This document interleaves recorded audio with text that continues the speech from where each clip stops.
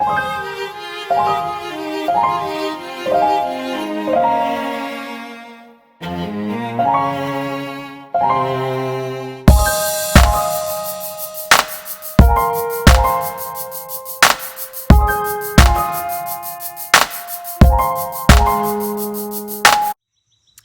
everyone, it's your girl Maya K with The Deep. I can't believe we're 5 episodes in, but I'm so excited and I'm excited to be with you guys again, obviously in the courtyard. I just want you guys to know this show is taped in Philadelphia, PA. The first episode was taped in Los Angeles, but I'm excited to be back home, excited to be amongst family and friends, especially as I embark on ministry and the things that God is showing me. But I'm excited to bring you episode 5. So that means we are a little more than halfway through the season.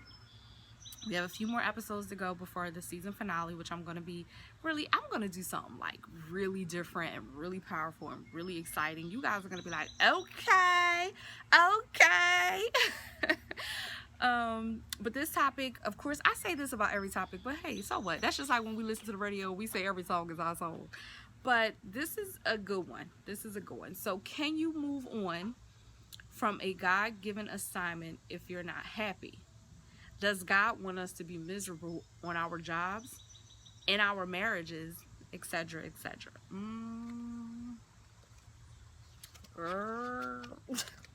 Listen, okay. So I don't want the church to get with me, but okay. So I'm just gonna start with my first point. I think it's important though. All jokes aside, if God gave you the assignment, then He'll give you the grace to complete it. I think we often feel like assignments, we know there will be challenges, but I think somewhere along the way we got this impression that they were supposed to be easy. Yeah, no, that's not. If Christ had to go to the cross, which was one of his biggest assignments that God had ever given him, and he was in pain and agony, blood, sweat, and tears, why would you think any assignment God gives you in this day and age, with all of the things that we're up against? I think the demons have increased since that day. Then why would you think that your assignment would be easy? But even if you didn't think it would be easy, you have to remember that God will give you the grace to complete the assignment that he's giving you. And so that looks like not necessarily easy, just able to carry the load. I think that's where a lot of believers have it mixed up. Grace doesn't mean easy. Grace just makes whatever you're going through easier to carry. It makes it bearable for you. And that's the key to remembering. That's why you can't pass off your assignment to someone else, because God gave you the grace and the anointing to carry it, and it may be too heavy for them. And if the assignment ends, he ended it. Perfect example, before I left Los Angeles, I was a living nanny.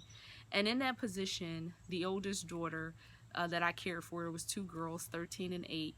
The 13-year-old had a growth issue that affected her back. She had over 10 surgeries on her back. She had screws in her back. She just had a really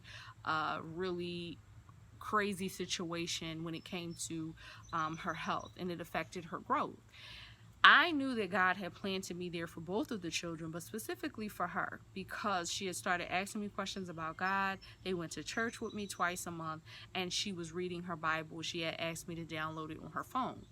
But of course, I took her to church, and I remember the prayer team, because I was on the prayer team, we all prayed for her healing. But here's the thing, my assignment wasn't to wait and see if she was going to be healed. The assignment was to plant the seeds, to introduce her to Christ, or to give her more of Christ, and to move on. So when I gave the mother my 30 days notice to leave on August 16th, and then she changed it to July 19th, instead of taking the 30 days, I was trying to be gracious, giving her 30 days so that she could find a nanny in enough time. She changed it to the 19th of July, and I wasn't even upset about it. But what I realized was that, and I heard God say, she didn't change it, I did.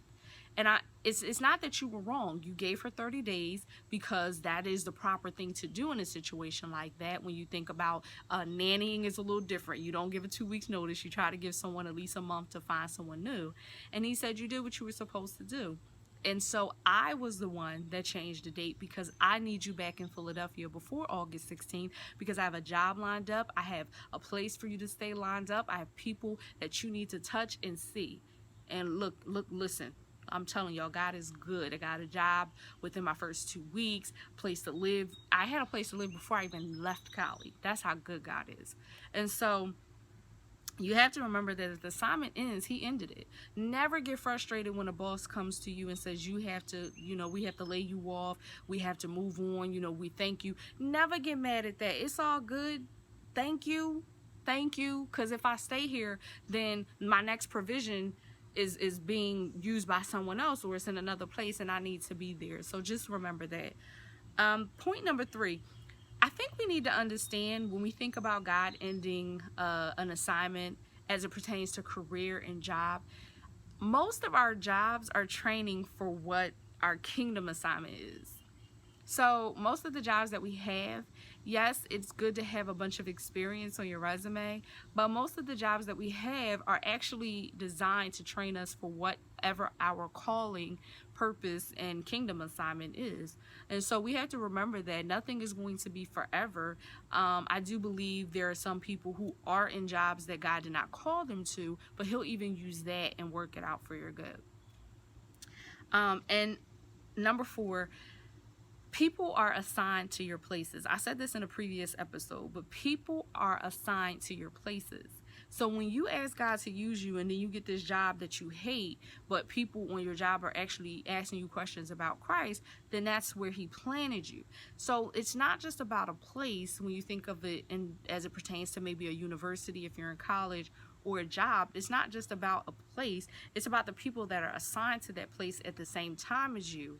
Those are the people that God has called you to touch.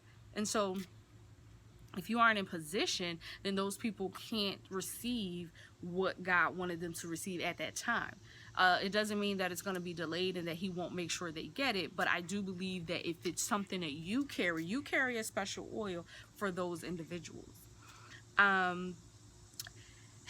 Okay, so can you move on from a God-given assignment if you're not happy? Does God want us to be miserable in our jobs, in our marriages, etc.? Number 1, if God gave you the assignment, then he'll give you the grace to complete it. Number 2, if the assignment ends, he ended it. Number 3, most of our jobs are training ground, or are the training ground for kingdom work and for our purpose. Number 4, people are assigned to your places, so always go to these places looking around for the people that God has assigned to you. And number 5, as far as your marriage goes, you need to marry right. That's a word right there. See, the challenge is so many people marry and then they pull God in, and it's like, no, you were supposed to pull God in before you got married. So does God want you to be miserable in your marriage? The answer is no. But does that mean you get a divorce? That answer is no too. You see, God will meet you in your misery and he will help you become a better person. And whether it's the husband or the wife, whoever feels miserable, it is your job then to kind of ask God to give you wisdom and strategy for how to strengthen your marriage. Now, I'm a firm believer that what God put together, no man can tear apart. But if man put it together and it ends up falling apart, then you may have to relinquish that to God and say, sorry, I should never have just married anyone. Now, I'm not okay in divorce. I'm just making a point that often people marry wrong because they're tired of waiting long. And the challenge is then you marry wrong and you ask God to rescue you from something you should have never been in. So when it comes to marriage, no, God doesn't want you miserable in your marriage, but you have to ask yourself why you're miserable. And you have to ask yourself, is this a God-ordained marriage? Because the thing is, if it's not God-ordained, no matter how much work you do, the person who God had created for you is maybe still single and waiting. So again, I'm not okaying divorce. I'm making a point that I don't want you to get to this place where you are miserable in a marriage that wasn't God ordained. If you just heed to his voice and ask him first. Well, this has been episode 5, and I think this was a pretty good one because so many people are frustrated on jobs and careers in college, and they're just frustrated about like, what's my next move?